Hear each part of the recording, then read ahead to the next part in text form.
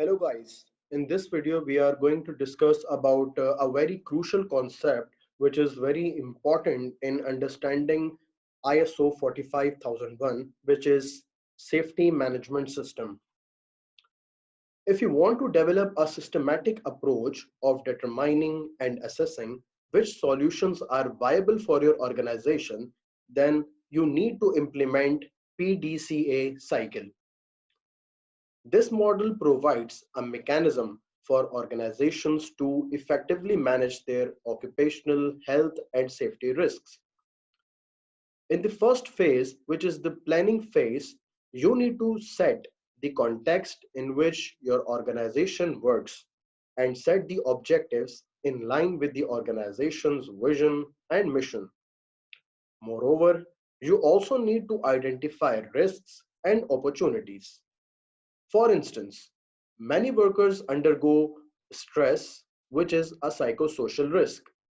Therefore, an effective plan will include measures to deal with stress management.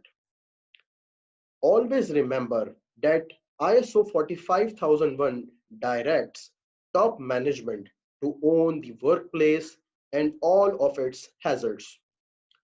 In the next phase, which is the do part, management will place effective controls against the risks identified in the planning phase.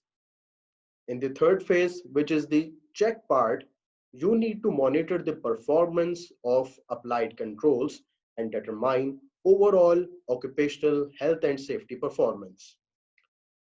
As a result of measuring the performance, if the results are satisfactory, then you will continue with them. Otherwise, on the contrary, in case of any shortcomings or unsatisfactory results, you will automatically move towards the last phase of PDCA cycle, which is the act part.